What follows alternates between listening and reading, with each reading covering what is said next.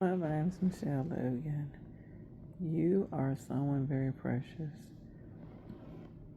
Daniel chapter 9, verse 23. To help those who have feelings of low self worth to understand their true value in Jehovah's eyes. How can we come to appreciate that we are precious to Jehovah in His eyes? Among Jehovah's precious servants, there are some who have a low opinion of themselves. Perhaps someone has treated them as if they were of little value. Has that been your experience? If so, how can you come to appreciate that you are precious to Jehovah's eyes? You might find it helpful to consider Bible accounts that reveal how Jehovah wants people to be viewed and treated. His son Jesus treated people with dignity and respect.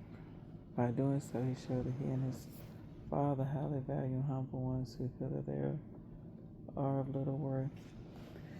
In this article, we will consider how Jesus helped people recognize their value. Number 2, how we can convince ourselves that we are truly precious in God's eyes. I'm going to read John chapter 5, verse 19. Therefore, in response, Jesus said to them, most truly I say to you, the Son cannot do a single thing of his own initiative, but only what he sees the Father doing.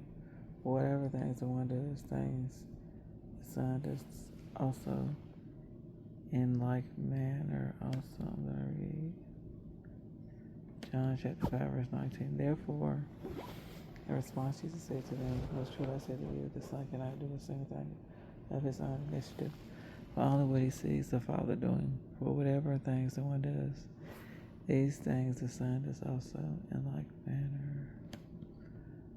Okay, let's read Haggai chapter 2, verse 7.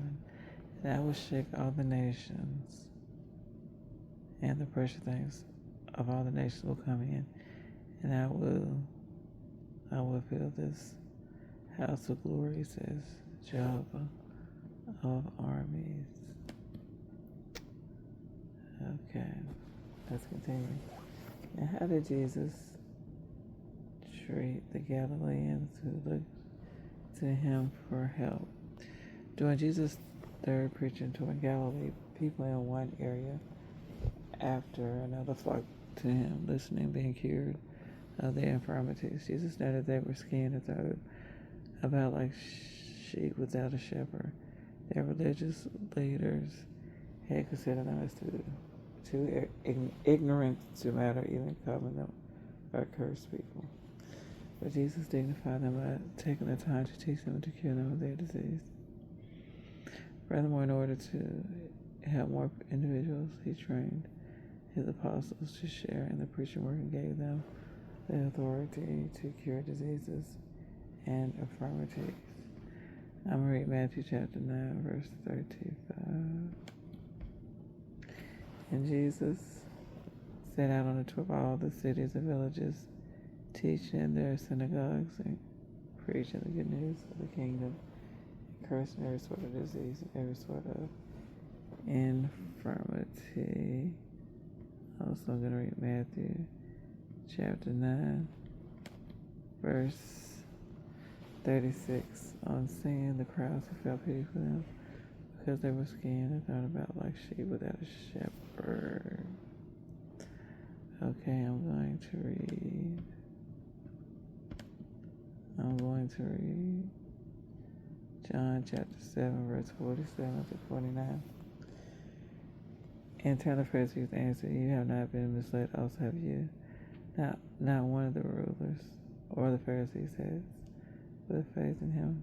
He has. But this crowd who do not know the law are cursed people. Thank you.